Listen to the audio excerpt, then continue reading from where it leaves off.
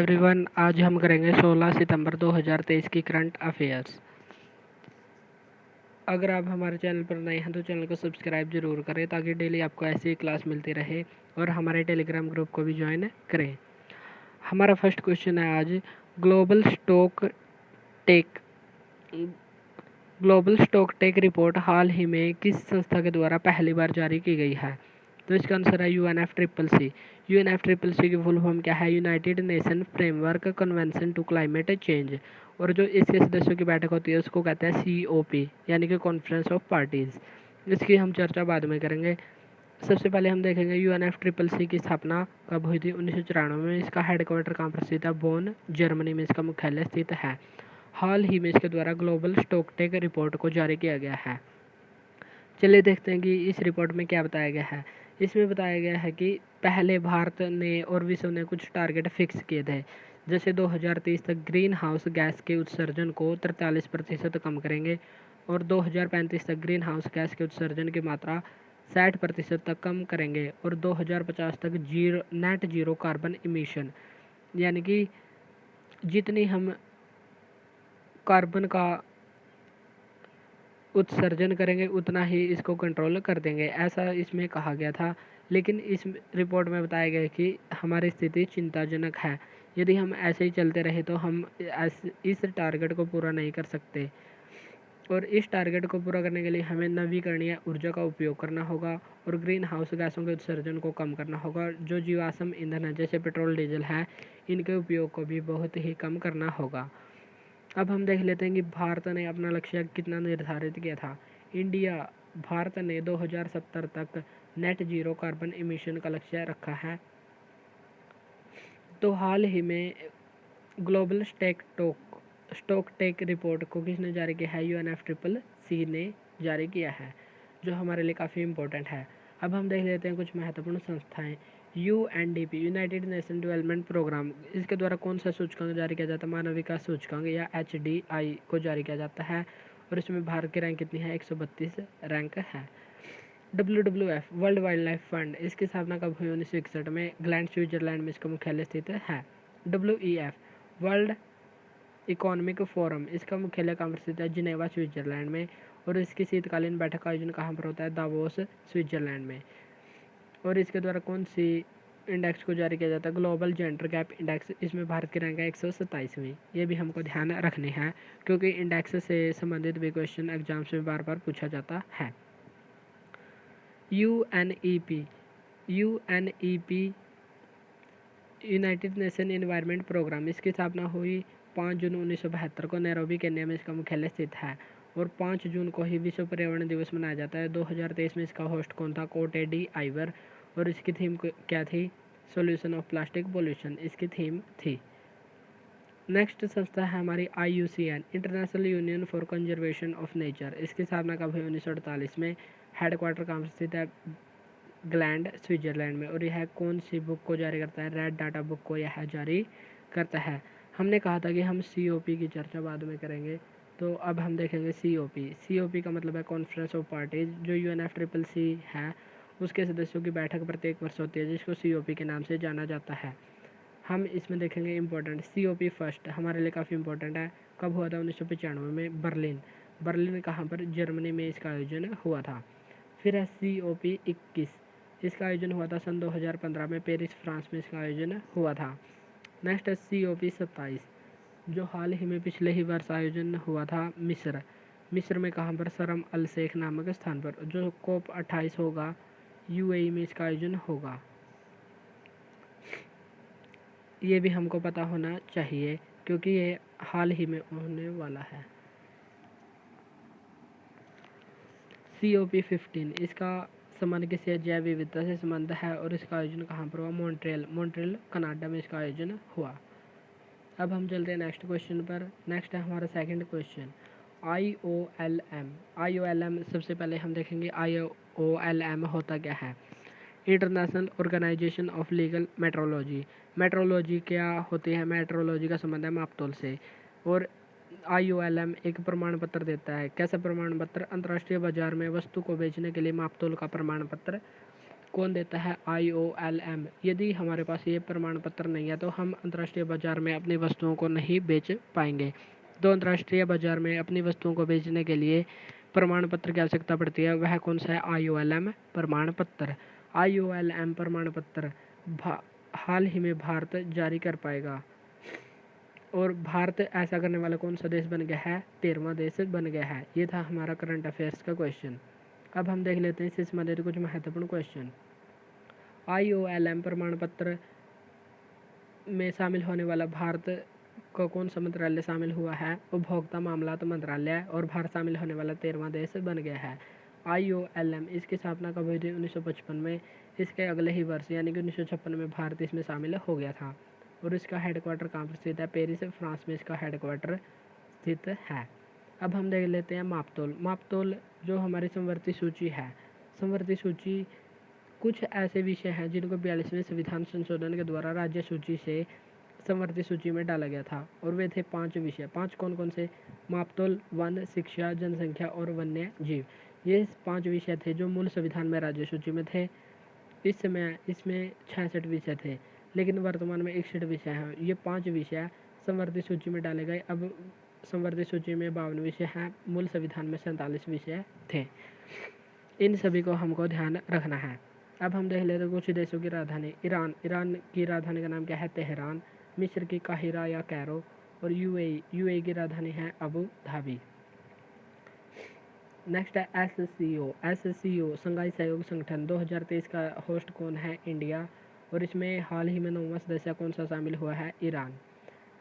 SCO का headquarter कहाँ पर स्थित है? बीजिंग, चाइना में। और इसकी स्थापना 1996 में हुई थी, शंघाई 5 के नाम से हुई थी, लेकिन 2001 में इसका नाम शंघाई सहयोग संगठन हो गया। G20 में हाल ही में नवीनतम सदस्य कौन सा शामिल हुआ है? European African union. इसमें 55 देश हैं। इसकी स्थापना हुई थी 1963 में। और इसका हेडक्वार्टर कहाँ पर स्थित है? अदिस अबाबा, जो इथियोपिया की राजधानी है। और अफ्रीकन यूनियन के वर्तमान अध्यक्ष कौन हैं? अजाली ओसेमान इसके वर्तमान अध्यक्ष हैं। ये भी हमको पता होना चाहिए। 2023 की अध्यक्षता किसने की? इंडिया ने की, लेकिन 2024 की अध्यक्षता कौन करेगा? ब्राज़ील करेगा। ये सभी हमको बात पता होना चाहिए। NDB न्यू डेवलपमेंट बैंक का नवीनतम सदस्य हाल ही में कौन सा बना है? इजिप्ट या मिस्र बना है। और मिस्र की राजधानी का नाम क्या है? काहिरा या कैरो। और इसका उपनाम क्या है? नील नदी का वरदान इसको कहा जाता है। और यहाँ के राष्ट्रपति कौन है? अब्दुल फतेह सीसी, जो हमारे रिपब्लिक डे पर चीफ गेस्ट भी रहे हैं। 2023 में चीफ गेस्ट रहे थे अब्दुल फतेह सीसी, जो मिस्र के राष्ट्रपति हैं। ASEAN association of south east Asian nation, इसकी स्थापना हुई 1967 में। और इसमें 10 सदस्य शामिल थे, लेकिन हाल ही में 11वां कौन सा शामिल हो गया? Timor Leste.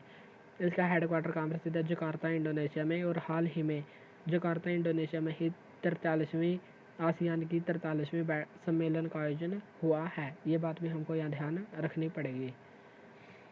नेक्स्ट है हमारा थर्ड क्वेश्चन। हाल ही में ब्रिस्क पे A2A को लॉन्च किया है। किसने लॉन्च किया है? ब्रिस्क पे कंपनी के द्वारा मुंबई में इसको लॉन्च किया गया है। और इसको क्यों लॉन्च किया है? सीमा पार भुगतान करने के लिए इसको लॉन्च किया गया है। और इसमें सहयोग कौन करेगा? सहयोग करेगा यस बैंक। यस बैंक इसमें सहयोग करेगा ताकि सीमा पार निर्बाध रूप से भुगतान किया जा सके। और किसने शुरू किया है? ब्रिस्क पे कंपनी के द्वारा ब्रिस्क A2A को लॉन्च किया गया है मुंबई में। और इसमें कौन सा मंत्रालय शामिल होगा? माइक्रो स्मॉल मीडियम एंटरप्राइज, लघु एवं सूक्ष्म उद्योग मंत्रालय इसमें शामिल होगा। माइक्रो स्मॉल MSME मंत्रालय इसमें शामिल होगा। अब हम देख लेते हैं कुछ इंपॉर्टेंट क्वेश्चन। भारत में सर्वाधिक निर्यात वाला जिला कौन सा बना है? जामनगर, गुजरात। भारत से सर्वाधिक सीमा बनाने वाला देश कौन सा है? बांग्लादेश है, जो 4096 किलोमीटर की सीमा बनाता है। पाकिस्तान से सीमा बनाने वाले राज्यों की संख्या कितनी है? पहले थी 4, लेकिन जब से जम्मू कश्मीर यूटी बना है तो राज्यों की संख्या हो गई है 3। गुजरात, राजस्थान और पंजाब। और 2 यूटी कौन कौन से हैं? लद्दाख और जम्मू कश्मीर। अब जम्मू कश्मीर 2 यूटी में विभाजित हो गया है, लेकिन सीमा कौन बनाता है? जम्मू कश्मीर ही सीमा बनाता है। देश का पहला नेशन फर्स्ट ट्रांजिट कार्ड किसने जारी किया है? SBI ने। और इसके वर्तमान अध्यक्ष कौन है? दिनेश खारा। परिवहन के लिए कॉमन कार्ड है ये। कौन सा है? देश का पहला ration nation first transit card. Bharat का पहला यूपीआई एटीएम को किसने बनाया है? एसबीआई ने इसको लॉन्च किया है। और इसमें सहयोग किसने किया है? हिटाची कंपनी ने इसमें सहयोग किया है। ये बात भी हमको ध्यान रखनी है। नेक्स्ट है हमारा फोर्थ क्वेश्चन, 15 सितंबर। हाल ही में 15 सितंबर को क्या मनाया गया है? इंटरनेशनल डेमोक्रेसी डे, यानी कि अंतर्राष्ट्रीय लोकतंत्र दिवस, और साथ ही national engineer day. National engineer day किसके उसमें मनाया गया है? विश्वेश्वरैया, जो एक वैज्ञानिक थे, उनके जन्म दिवस पर प्रत्येक वर्ष 15 सितंबर को राष्ट्रीय इंजीनियर दिवस मनाया जाता है। और इन्होंने कृष्ण राज सागर बांध, कावेरी नदी पर इसका निर्माण करवाने में महत्वपूर्ण भूमिका निभाई थी। तो ये भी हमको पता होना चाहिए कि कृष्ण राज सागर बांध कहाँ पर स्थित है? इसका आंसर है कावेरी नदी, कृष्णा नदी इसका आंसर नहीं होगा। हाल ही में मनाया गया है इंटरनेशनल डेमोक्रेसी डे, अंतर्राष्ट्रीय लोकतंत्र दिवस। इसकी शुरुआत कब हुई थी? सन 2008 में। अब की बार इसकी थीम क्या है? अगली पीढ़ी को मजबूत करना इसकी थीम है। और लोकतंत्र शब्द का मतलब क्या है? लोक प्लस तंत्र से मिलकर बना है। लोक का मतलब है जनता और तंत्र का मतलब है शासन, यानी कि जनता का शासन। और इब्राहिम लिंकन ने तो परिभाषा भी दी है, जनता का, जनता के लिए, जनता के द्वारा चुनी हुई सरकार लोकतंत्र कहलाती है। तो अंतर्राष्ट्रीय लोकतंत्र दिवस प्रत्येक वर्ष का मनाया जाता है 15 सितंबर को। 2008 में इसको मनाने की शुरुआत हुई थी। अब हम देख लेते हैं कुछ महत्वपूर्ण दिवस। 16 सितंबर 1987 को एक प्रोटोकॉल हुआ था जिसको कहा जाता है मॉन्ट्रियल प्रोटोकॉल। और इसमें क्या ओजोन संरक्षण से संबंधित यह प्रोटोकॉल था, इसलिए प्रत्येक वर्ष 16 सितंबर को ओजोन संरक्षण दिवस मनाया जाता है। 14 सितंबर को क्या मनाया जाता है? राष्ट्रीय हिंदी दिवस। और विश्व हिंदी दिवस 10 जनवरी को मनाया जाता है, क्योंकि 10 जनवरी 1975 को नागपुर, महाराष्ट्र में पहला विश्व हिंदी सम्मेलन का आयोजन हुआ था। पोषण माह किस माह को मनाया जाएगा? सितंबर माह को मनाया जाएगा, और यह 6वें क्रम का होगा। 10 जनवरी को मनाया जाता है विश्व हिंदी दिवस। अंतर्राष्ट्रीय साक्षरता दिवस कब मनाया जाता है? 8 सितंबर को मनाया जाता है।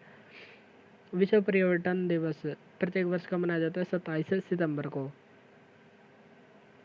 नेक्स्ट है अंतर्राष्ट्रीय पुलिस सहयोग दिवस। अंतर्राष्ट्रीय पुलिस सहयोग दिवस हाल ही में पहली बार मनाया गया है। कब मनाया गया? 7 सितंबर 2023 को। और क्यों? क्योंकि 7 सितंबर 1923 को, और 7 सितंबर 2023 से लगभग 100 साल पहले इंटरपोल की स्थापना हुई थी। इसलिए इसकी 100वीं वर्षगांठ के उपलक्ष्य में 7 सितंबर 2023 को अंतर्राष्ट्रीय पुलिस सहयोग दिवस पहली बार मनाया गया। नेक्स्ट है हमारा fifth question, knight of the order of arts and letters award हाल ही में किसको दिया गया है? राहुल मिश्रा को दिया गया है। और यह आर्ट्स यानी कि कला से संबंधित है। और राहुल मिश्रा क्या है? एक डिजाइनर है। और night of the order of arts and letters किस देश का अवार्ड है? फ्रांस का अवार्ड है, जो कला से संबंधित दिया जाता है। अब हम करेंगे कुछ महत्वपूर्ण अवार्ड्स। रेमन मैग्सेसे अवार्ड 2023 हाल ही में किसको दिया गया है? डॉक्टर रवि कन्नन को, जो एक ऑन्कोलॉजिस्ट हैं।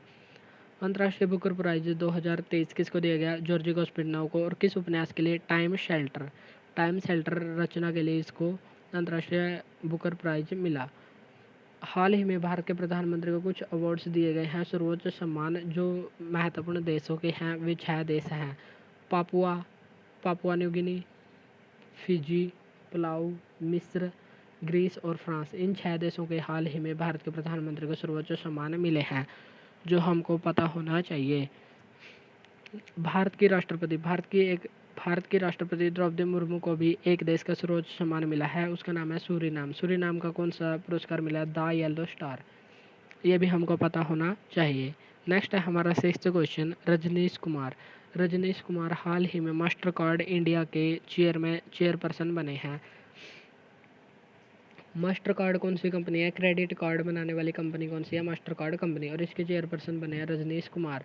और रजनीश कुमार किस संस्था के पूर्व अध्यक्ष रह चुके हैं? एसबीआई के रह चुके हैं।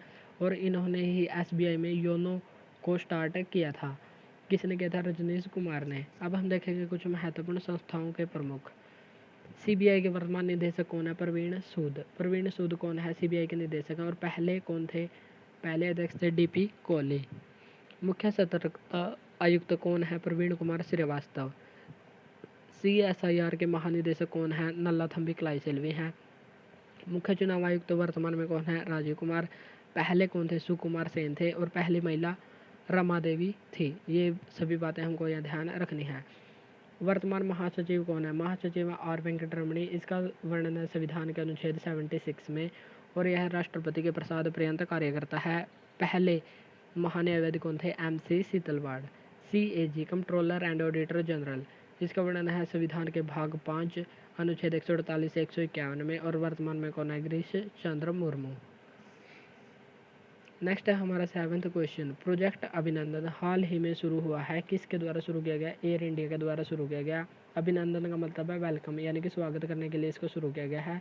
और एयर इंडिया के द्वारा 16 एयरपोर्ट पर SAO को अपॉइंट किया जाएगा। SAO का मतलब है सर्विस एश्योरेंस ऑफिसर, यानी कि यात्रियों को एयरपोर्ट पर चेक इन और लॉन्च इत्यादि में ले जाया जाएगा।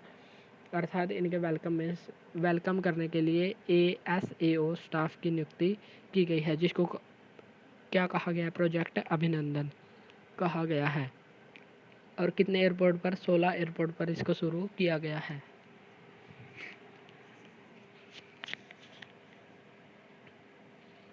Next project clap. Project clap को किसने शुरू किया? प्रोजेक्ट क्लैप को उत्तराखंड राज्य में शुरू किया गया और यह एजुकेशन से संबंधित है। प्रोजेक्ट नमन। प्रोजेक्ट नमन का संबंध किससे है? जो सेना में शहीद हुए हैं उनके परिवारों की समस्याओं का समाधान करने के लिए प्रोजेक्ट नमन को शुरू किया गया है। C295 परिवहन विमान हाल ही में किस देश से लिया गया है? पहला विमान स्पेन से लिया गया है, इंडिया ने इसको लिया है। और इसके तहत कितने विमान बनेंगे? 56 विमान बनेंगे, जो जिनमें से 16 विमान तो स्पेन बना कर देगा, लेकिन 40 भारत में ही बनेंगे। भारत में कहाँ पर? वडोदरा में बनेंगे। एयरबस और टाटा कंपनी इनको बनाएगी। एशिया की सबसे बड़ी हेलीकॉप्टर निर्माण फैक्ट्री कहाँ पर स्थापित की हुई है? तुमकुर कर्नाटक में स्थापित हुई है। नेक्स्ट है हमारा 8th question. Unity mall. Unity mall का मतलब है ऐसा मॉल जिसमें हर जिले के विशेष या फेमस उत्पादों को रखा जाएगा। और भारत का पहला यूनिटी मॉल कहाँ पर स्थापित होगा? मध्य प्रदेश के उज्जैन में। लेकिन हाल ही में उत्तर प्रदेश राज्य के 3 शहरों में यूनिटी मॉल स्थापित करने की घोषणा की गई है। और कहाँ कहाँ पर? लखनऊ, आगरा और वाराणसी। इन 3 शहरों में हाल ही में यूनिटी मॉल को स्थापित किया जाएगा, ऐसी घोषणा हाल ही में की गई है। लेकिन भारत का पहला यूनिटी मॉल कहाँ पर स्थापित होगा? मध्य प्रदेश के उज्जैन जिले में यह स्थापित होगा। हर जिले का फेमस उत्पाद यहाँ पर होगा, यानी कि 1 डिस्ट्रिक्ट 1 एक जिला एक उत्पाद कार्यक्रम को बढ़ाने के उद्देश्य से यूनिटी मॉल को स्थापित किया जा रहा है। अब हम देखेंगे कुछ important question. 1 world TB summit का आयोजन हाल ही में कहाँ पर हुआ? वाराणसी। खेलो इंडिया यूनिवर्सिटी गेम्स के हाल ही में कौन से संस्करण का आयोजन हुआ? 3rd का। कहाँ पर? उत्तर प्रदेश में। और इसके शुभंकर का नाम क्या है? जीतू। और इसमें पदक तालिका में पहले स्थान पर कौन रहा? पंजाब यूनिवर्सिटी। अभी धम्म चक्र परिवर्तन, यानी कि धम्म चक्र परिवर्तन का संबंध किससे है? महात्मा बौद्ध धर्म के अंदर जब महात्मा बुद्ध ने अपना पहला उपदेश दिया था तो उस घटना को धम्म चक्र परिवर्तन के नाम से जाना जाता है। लोगों ने कहा कि महात्मा बुद्ध ने धर्म के चक्कर को घुमा दिया और पहला उपदेश कहाँ पर दिया था? सारनाथ में दिया था और इस घटना को कहा गया धम्म चक्र परिवर्तन। लेकिन यदि आपसे पूछे कि सर्वाधिक उपदेश महात्मा बुद्ध ने कहाँ पर दिए थे? श्रावस्ती में दिए थे। नेक्स्ट है हमारा 9th क्वेश्चन। NGT इसकी फुल फॉर्म क्या है? नेशनल ग्रीन ट्रिब्यूनल, यानी कि राष्ट्रीय हरित अधिकरण। यह संवैधानिक निकाय की नहीं है क्योंकि इसका संविधान में वर्णन नहीं है और जिस भी संस्था की स्थापना एक्ट या अधिनियम के तहत हो उसको विधिक आयोग कहा जाता है। NGT एक विधिक निकाय है क्योंकि इसकी स्थापना सन 2010 के एक्ट के तहत हुई थी और इसका हेडक्वार्टर दिल्ली में स्थित है। हाल ही में यह चर्चा में रहा था क्योंकि इसके हाल ही में अध्यक्ष चुने गए थे प्रकाश श्रीवास्तव। लेकिन हाल ही में इसने भोज वेटलैंड जो भोपाल मध्य प्रदेश में है, यहाँ पर बोटिंग को बैन किया है, नौका संचालन को बैन किया है। इसका मानना है कि जो वेटलैंड है, आर्द्र भूमि है, वहाँ पर पानी को नुकसान हो रहा है बोटिंग की वजह से, इसलिए इसने नौका संचालन को बैन किया है। इसलिए NGT हाल ही में चर्चा में रहा। NGT के द्वारा हाल ही में किस वेटलैंड में नौका संचालन को बैन किया है? तो हमारा आंसर है भोज वेटलैंड और यह कहाँ पर है? भोपाल मध्य प्रदेश में। अब हम देख लेते हैं आर्द्रभूमि से संबंधित जो सम्मेलन हुआ था वो कब हुआ था। रामसर कन्वेंशन, रामसर समझौता कब हुआ था? 2 फरवरी 1971 को। जो अंतर्राष्ट्रीय आर्द्रभूमि दिवस भी प्रत्येक वर्ष 2 फरवरी को ही मनाया जाता है। भारत में रामसर साइट की संख्या कितनी है? 75 है। रामसर साइट वे आर्द्रभूमि जो दलदली भूमि होती है उनका संरक्षण करना इसका मुख्य उद्देश्य होता है। भारत की पहली रामसर साइट का नाम क्या है? चिल्का झील है। प्राधिकरण, प्राधिकरण का संबंध संविधान के भाग 14A से है और अनुच्छेद 323A 323B में इसका वर्णन किया गया है। 42वां संविधान संशोधन कब हुआ था? 1976 में हुआ था। राष्ट्रीय मानवाधिकार आयोग यानी कि NHRC, national human right commission, इसकी स्थापना किस एक्ट के तहत हुई थी? 1993 के एक्ट के तहत। यह एक वैधानिक निकाय है क्योंकि इसकी स्थापना एक्ट के तहत हुई और इसके वर्तमान अध्यक्ष कौन है? अरुण कुमार मिश्रा, जस्टिस अरुण कुमार मिश्रा इसके अध्यक्ष हैं। और इसके पहले अध्यक्ष कौन थे? रंगनाथ मिश्रा। ये भी बात हमको ध्यान रखनी है।